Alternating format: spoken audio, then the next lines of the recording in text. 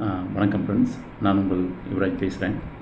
இன்றைக்கி நான் வந்துட்டு ஒரு கார்ப்பரேட் கம்பெனி விசிட் பண்ணியிருந்தேன். அங்கே வந்துட்டு ஒரு உமனுக்கு வந்து கவுன்சிலிங் வந்து இனிஷியேட் பண்ணியிருந்தேன். அவங்க வந்து ஒரு கிட்டத்தட்ட ஒரு 8 மந்த் ப்ரெக்னன்சியாக இருந்தாங்க. ஆனால் ரொம்ப ஒரு மன அழுத்தமும் மன உளைச்சலுக்குள்ளேயும் இருந்தாங்க. ஸோ அது அவங்களோட பர்சனலாக அப்படின்னு பார்த்தீங்கன்னா, இல்லை அவங்கள சார்ந்து இருக்கக்கூடியவங்க. அதாவது அவங்க ஹஸ்பண்ட் வந்துட்டு ஒரு ப்ராப்பராக வேலைக்கு போகாமல், அவங்கள வந்துட்டு இவங்களோட ஏர்னிங்ஸ்லேருந்தும் இவங்களுக்கு சரியான விஷயங்கள கொடுக்காம இருக்காங்க. ப்ளஸ் இவங்க சுற்றி இருக்கவங்களோட இவங்களால் வந்து ரொம்ப சாதாரணமாக பழக முடியாமல் ஒரு மன உளைச்சலுக்குள்ளே இருக்காங்க.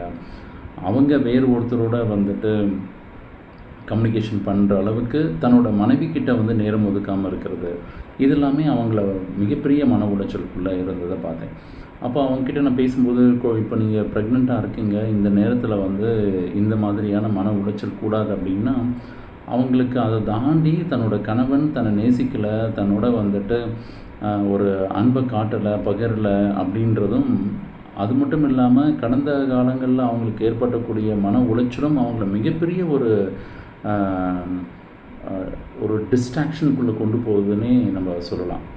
ஏன் இந்த கருத்தை இங்கே பதிவு பண்ணுறேன் அப்படின்னு பார்த்தீங்கன்னா, டாக்டர் ஆண்டாள் அப்படின்னு சொல்லிட்டு அவங்க ஹைதராபாத்தில் வந்து 10,000க்கும் மேற்பட்ட பிரசவங்களை வந்து சுகப்பிரசவங்களை வந்து கொடுத்துருக்கக்கூடிய டாக்டர். என்னோடய ஃப்ரெண்ட் அவங்க. நான் வந்து கர்ப்பகாலம் ஒரு வரம்ன்ற ஒரு புத்தகம் எழுதி வெளியிடும்போது அதுக்கு அணிந்துரை எழுதி அந்த புத்தகம் பப்ளிஷ் பண்ணுறதுக்கும் உசுருக்கு வந்து சப்போர்ட் பண்ணியிருந்தாங்க. அப்போ ஒரு நீண்ட ஒரு உரையாடல் நானும் அவங்களோட வந்து பேசியிருந்தேன். அப்போ நிறைய கருத்துக்களை வந்து பரிமாறிக்கிட்டோம்.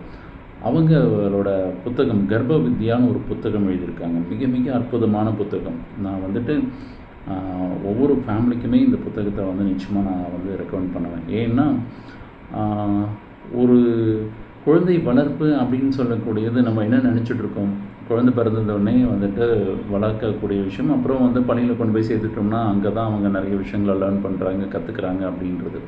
இது வந்து ரொம்ப ரொம்ப ரொம்ப மிகப்பெரிய மித்து.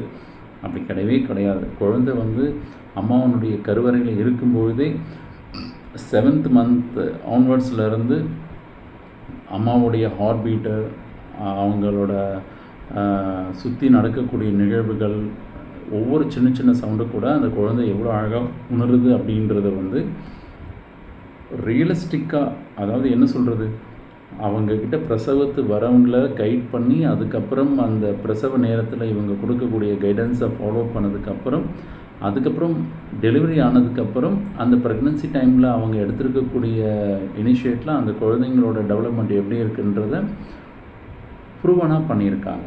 ஸோ அது அடிப்படையில் அந்த புத்தகத்தை எழுதியிருக்காங்க.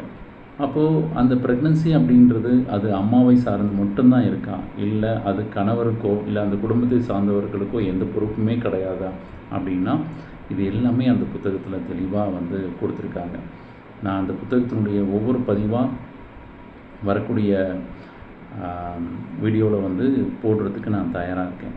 நீங்கள் இந்த வீடியோ பார்க்குறவங்க உங்களோட கமெண்ட் பாக்ஸில் வந்து எனக்கு வந்து உங்களோட பதிவுகளை வந்து பதிவு பண்ணுங்கள். இல்லை யாருக்கு அது தேவையாக இருக்குன்னு நினைக்கிறீங்களோ அவங்களுக்கு ஷேர் பண்ணுங்கள்.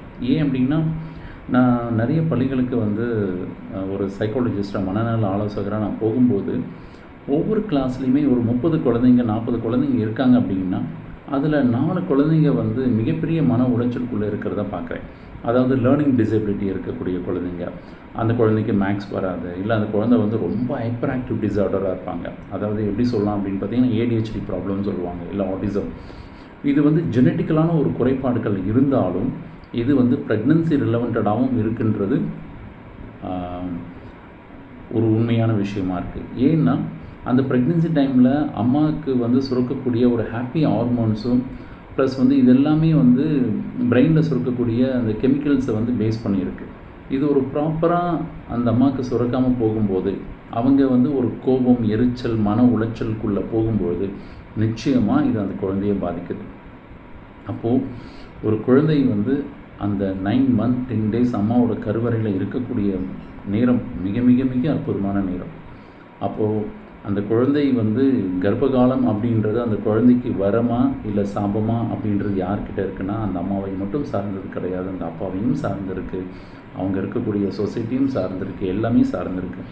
இதை தாண்டி அந்த ப்ரெக்னன்சியாக இருக்கக்கூடிய அம்மா தன்னுடைய மனநிலையை ஒரு பியூட்டிஃபுல்லாக, ஹாப்பியாக, ஜாய்ஃபுல்லாக வச்சுக்கிறதுக்கு இந்த புத்தகம் இன்னும் இது சார்ந்திருக்கக்கூடிய நிறைய விஷயங்கள் சப்போர்ட்டிவாக இருக்கும்.